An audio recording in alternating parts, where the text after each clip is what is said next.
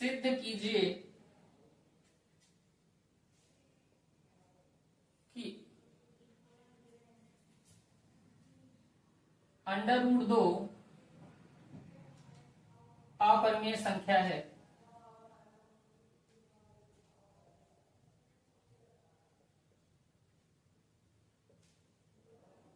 ये आपको सिद्ध करके दिखाना है। ये थ्योरम भी है बेटा और ये डायरेक्ट क्वेश्चन भी आता है। इस पे आप इंपॉर्टेंट की पावर इनफाइनाइट लिख लीजिए। इस टाइप का क्वेश्चन बेटा फेवरेट क्वेश्चन है और हर बोर्ड में पूछा जाता है। अब ये क्वेश्चन बेटा देखिए, यहां पे कह रहा √2, लेकिन ये सिंगल इसी टाइप से नहीं आता है, ये 3 टाइप से क्वेश्चन पूछा जाता है। मैं तीनों टाइप आपको पहले दिखाई दे रहा हूं, उसके बाद एक एक टाइप हम लोग पढ़ लेंगे। आपका यहां टाइप फर्स्ट हो जाएगा, यहां बच्चों टाइप सेकंड हो जाएगा, यहां आपका टाइप थर्ड हो जाएगा। बेटा एक तो क्वेश्चन सिंपल आपसे पूछा जाता है √x type, √x type. √x type का मतलब क्या है, सिंपल आपसे पूछा जाएगा √2 अपरिमेय सिद्ध कर दीजिए, √3 आप अपरिमेय सिद्ध कीजिए, √5 आप अपरिमेय सिद्ध कर दीजिए, √11 आप अपरिमेय सिद्ध कर दीजिए, √13 आप अपरिमेय सिद्ध कर दीजिए। जहां x आपका क्या रहेगा, कोई भी अभाज्य संख्या रहेगी, उसी को कहेगा कि अपरिमेय सिद्ध कर दीजिए। दूसरा टाइप बच्चों जो आपसे पूछा जाएगा, दूसरा टाइप जो आपसे पूछ लिया जाएगा वो इस टाइप से पूछ लिया जाएगा 1/√2। 1/√2 को आप सिद्ध कर दीजिए कि ये संख्या आपकी कैसी है, अपरिमेय है।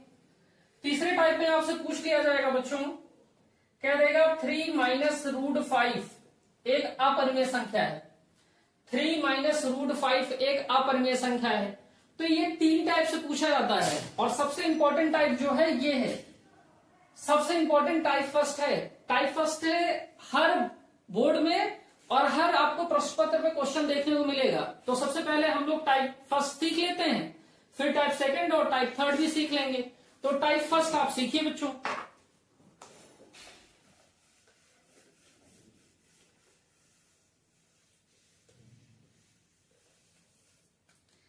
अपरिमेय नंबर्स होते क्या है बेटा, जिनको हम p/q के फॉर्म में नहीं लिख सकते, जो हमारे परिमेय संख्याओं के नियमों का पालन नहीं करते, परिमेय संख्या के नियमों का पालन नहीं कर सकते, यानी वो p/q के फॉर्म में नहीं होंगे। सेकंड पॉइंट क्या है, या फिर q does not equal to 0 नहीं होंगे, या फिर हम कहेंगे p और q पूर्णांक नहीं होंगे। इन 3 में से कोई एक नियम भी फॉलो अगर नहीं कर रहे हैं तो नंबर परिमेय ना होके क्या हो जाते हैं, अपरिमेय हो जाते हैं। हम बच्चों इस क्वेश्चन को जो प्रूफ करने जा रहे हैं वो विरोधाभास मेथड से प्रूफ करने जा रहे हैं। मतलब हम जो कुछ मान के चलेंगे लास्ट में वो नहीं मिलेगा हमको, इसी मेथड को कहते हैं विरोधाभास मेथड। हम मान के चलेंगे कि हमारा जो नंबर है वो परिमेय है, लेकिन लास्ट में बेटा वो कैसा निकलेगा, अपरिमेय निकलेगा। तो इसी को कंट्राडिक्शन मेथड कहते हैं, विरोधाभास विधि कहते हैं। तो विरोधाभास के माध्यम से हम लोग सीखेंगे इस क्वेश्चन। देखिए, और बच्चों फिक्स स्टेप का क्वेश्चन है, फिक्स स्टेप यही सेम आपको लिखने हैं। प्रूफ आप देखिए इसका,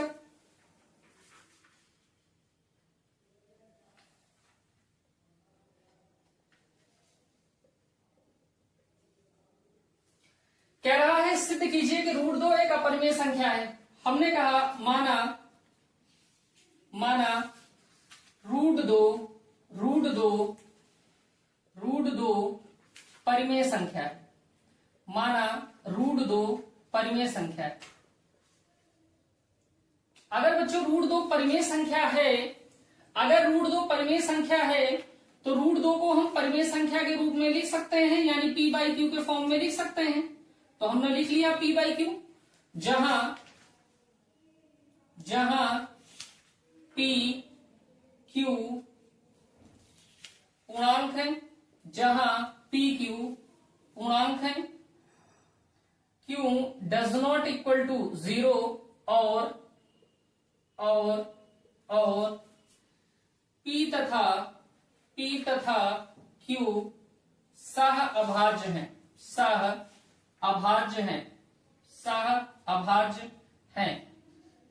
सहअभाज्य होने का मतलब क्या है बेटा, P और Q जो रहेंगे उनमें उभयनिष्ठ केवल एक रहेगा, एक को छोड़कर कुछ भी उभयनिष्ठ नहीं होगा। मैंने जब सहभाज्य संख्याएं क्लासिफिकेशन में आपको पढ़ाई तो मैंने क्या बताया आपको कि संख्याओं के ऐसे युग्म या संख्याओं के ऐसे जोड़े जिनका HCF 1 होता है, मैसेज इनका 1 होता है। तो हमने कहा जहां P Q पूर्णांक है, Q does not equal to 0 है, P तथा Q आपके सहभाज्य हैं। इतनी बात में आई होप कहीं कोई दिक्कत आपको नहीं होगी। आगे देखिए बच्चों, हमने लिखा √2 बराबर P बाई Q। बच्चों तिर्यक गुणा यहां पे कर दीजिए।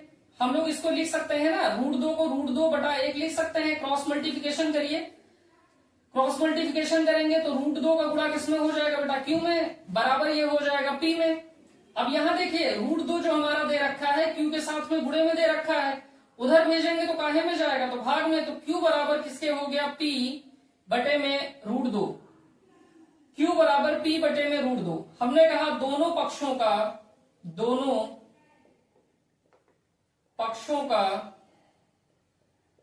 वर्ग करने पर जैसे ही आप दोनों पक्षों का वर्ग करेंगे बच्चों, तो यहां से Q का जो स्क्वायर होगा वो Q स्क्वायर हो जाएगा, यहां से P का स्क्वायर हो जाएगा और बटा √2 का स्क्वायर हो जाएगा, बटा √2 का स्क्वायर हो जाएगा। इसके आगे इधर देख लीजिए बच्चों, तो यहां से हमें मिल क्या गया, तो हमने कहा यहां से हमें Q स्क्वायर मिल गया बराबर, यहां से तो हमें Q स्क्वायर मिल गया बराबर किसके हो जाएगा, P का स्क्वायर करेंगे तो आपका P स्क्वायर हो जाएगा। और बच्चों √2 का जब स्क्वायर कर देंगे तो हमारा 2 हो जाएगा, √2 का स्क्वायर कर देंगे तो हमारा 2 आ जाएगा। तो हमने लिख दिया कि Q स्क्वायर बराबर हमारा है P स्क्वायर बटा 2 के। बच्चों यहाँ पे इस वाले इक्वेशन को इक्वेशन फर्स्ट कह लीजिए, इस वाले इक्वेशन को आप इक्वेशन सेकंड का नाम दे लीजिए। अब बच्चों यहां से कुछ चीजें मैं लिख रहा हूं, उन बातों को समझने का प्रयास करिए। यहां पे देखिए आपने कहा है कि Q क्या है, पूर्णांक है। अगर बच्चों यहां पे समझिएगा Q हमारा 1 है, सपोज दैट Q का मान 1 है बच्चों, तो Q स्क्वायर जो होगा वो 1 का स्क्वायर यानी 1 रहेगा ना, यानी 1 तो हमारा पूर्णांक था, तो Q स्क्वायर भी तो हमारा पूर्णांक है। तो हम यहां से क्या कह सकते हैं, यहां से कहेंगे चूंकि Q पूर्णांक है, चूंकि Q पूर्णांक है, चूंकि Q पूर्णांक है इसलिए Q स्क्वायर भी पूर्णांक होगा, इसलिए Q स्क्वायर भी पूर्णांक होगा। इतनी बात में कोई डाउट तो है नहीं। अब बच्चों यहां देखिए P स्क्वायर, P क्या था आपका, तो आपने कहा P भी पूर्णांक था, और किसी भी पूर्णांक में का स्क्वायर कर देंगे तो पूर्णांक रहेगा, और पूर्णांक से डिवाइड करेंगे तो रिजल्ट भी तो हमको पूर्णांक आएगा। तो हम लिखेंगे इसलिए P स्क्वायर बाई 2 भी पूर्णांक होगा। आगे हम लोग लिख सकते हैं कि P स्क्वायर बाई 2 लिखा है, यानी P स्क्वायर को 2 क्या कर रहा है, विभाजित कर रहा है। तो हम लिखेंगे P स्क्वायर 2 से भाज्य है, 2 से भाज्य है। और अभी हम लोगों ने थ्योरम क्या पढ़ी कि अगर a स्क्वायर P से भाज्य है तो a भी P से भाज्य होगा। तो हम यहां से क्या कहेंगे, P भी 2 से भाज्य होगा। हम लोग यहां से क्या कह सकते हैं, P भी 2 से भाज्य होगा। ये बात आपको समझ में आई। चूंकि Q पूर्णांक है तभी हम कह पा रहे हैं कि Q स्क्वायर भी पूर्णांक होगा, और चूंकि हमारे पास P क्या है, पूर्णांक, तो P का स्क्वायर करेंगे तो भी पूर्णांक रहेगा। तो पूर्णांक से पूर्णांक को डिवाइड करेंगे बेटा तो रिजल्ट हमारा पूर्णांक ही आएगा, पूर्णांक से पूर्णांक को डिवाइड करेंगे तो रिजल्ट हमारा पूर्णांक ही आएगा। तो P स्क्वायर बाई 2 भी पूर्णांक हो गया। तो P स्क्वायर 2 से भाज्य है तो P भी 2 से भाज्य होगा। ये हम लोग लिख रहे हैं थ्योरम से। बेटा बहुत छोटा हो गया है, ये थोड़ा सा देख लीजिएगा आप लोग। अब यहां पे देखिए लास्ट लाइन हमारी क्या लिखी है कि P भी 2 से भाज्य होगा। तो अगर P भी 2 से भाज्य है तो हम लोग क्या कह सकते हैं, इंप्लाइज दैट P बाई 2, ये P क्या है हमारा, पूर्णांक है, और पूर्णांक से डिवाइड करेंगे तो भी हमको पूर्णांक ही तो मिलेगा। हमने कहा हमको कोई पूर्णांक m मिलता है जहां m हमारा पूर्णांक होगा,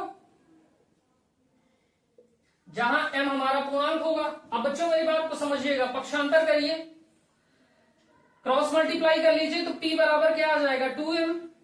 इस p बराबर जो 2m आ गया है, इसको समीकरण नंबर आप 2 कह लीजिए, और समीकरण 2 से p का मान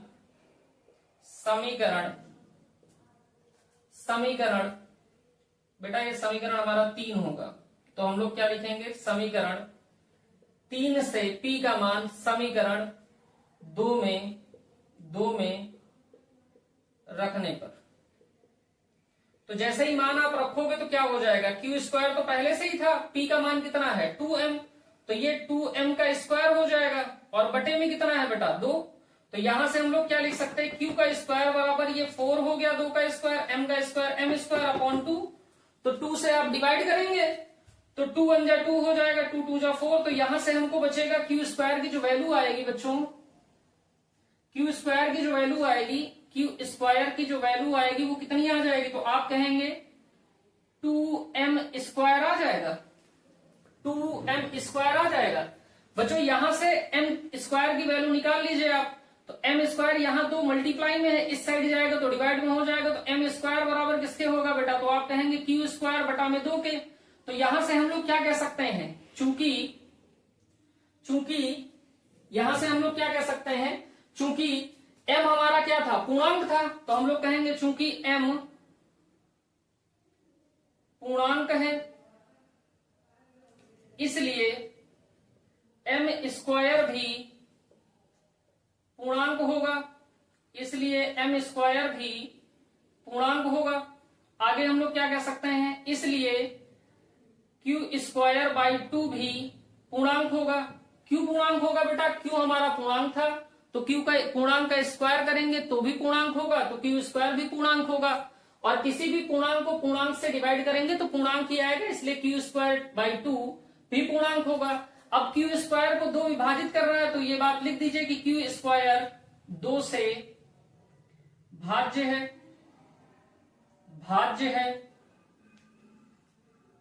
इसलिए बेटा जब q स्क्वायर 2 से भाज्य है तो q भी 2 से भाज्य होगा, तो लिखेंगे q भी 2 से भाज्य होगा।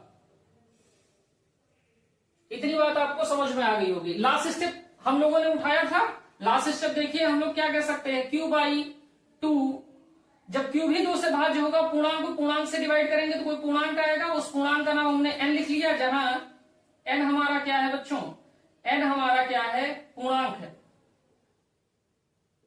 तो हम लोग यहां से क्या कह सकते हैं, क्रॉस मल्टीप्लाई कर लीजिए, तो जो q की वैल्यू आ गई है वो कितनी आ गई है, 2n आ गई है, और ये हमारा बेटा इक्वेशन नंबर कौन सा हो गया, 4 हो गया। अब मेरी बात को बच्चों आप समझने का प्रयास करिएगा। मैंने आपसे कहा था, हम लोग क्या लेके चले थे कि p तथा q सहभाज्य हैं। p की जो वैल्यू आई है, p की यहां पे इक्वेशन नंबर, हमारा इक्वेशन नंबर 3 देखिए, और इक्वेशन नंबर आप इस इक्वेशन को बच्चों अगर 4 इक्वेशन बोल दीजिए तो ये इक्वेशन हमारी 5th हो जाएगी। इक्वेशन नंबर 3 देख लीजिए और इक्वेशन नंबर 5 देख लीजिए, तो हम कह सकते हैं कि p की वैल्यू यहाँ पे कितनी दे रखी है, 2m दे रखी है, और जो q की वैल्यू दे रखी है वो 2n दे रखी है। बच्चों यहाँ पे देखिए, हमने आपको सहभाज्य बताया था ना कि p और q हमारे क्या होंगे, सहभाज्य होंगे, लेकिन यहाँ देखिए सहभाज्य होने का मतलब था कि दोनों में हमको एक ही कॉमन मिलता, लेकिन यहाँ पे 2 कॉमन मिल रहा है, यानी p और q हमारे क्या है, सहभाज्य नहीं है। जब सहभाज्य नहीं है तो ये हमारी जो हम मान के चले थे परिमेय संख्या, तो परिमेय संख्या है नहीं। अब परिमेय संख्या नहीं है तो संख्या बेटा क्या होगी, अपरिमेय संख्या होगी। अब बच्चों मेरे पास जगह की बड़ी शॉर्टेज हो रही है, तो आप इधर थोड़ा सा नोट डाउन कर लीजिए, इस साइड आप नोट डाउन कर लीजिए, तो फिर मैं इसको आगे कर देता हूं।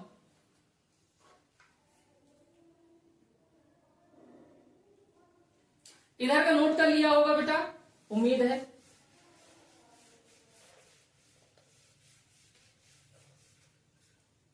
तो हमारे पास बेटा इक्वेशन नंबर 3 और इक्वेशन नंबर 5 से हम क्या कह सकते हैं, हम लिखेंगे समीकरण 3 तथा समीकरण 3 तथा 5 से स्पष्ट है कि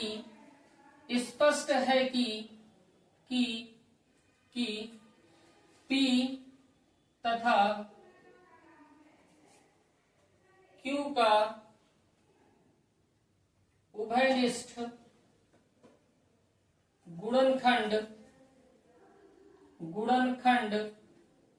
2 है। अतः P तथा Q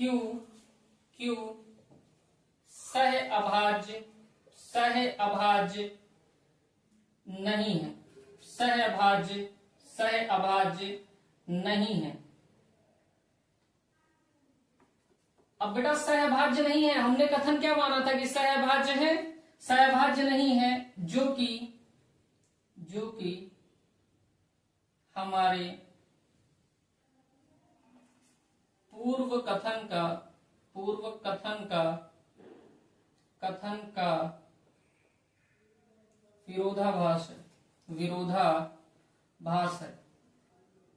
विरोधाभास है। अतः √2 परिमेय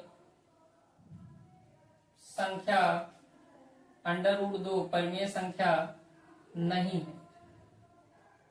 और बेटा परिमेय संख्या अगर नहीं है तो हम लोग क्या कहेंगे कि अतः √2 अपरिमेय संख्या है। √2 अपरिमेय संख्या है।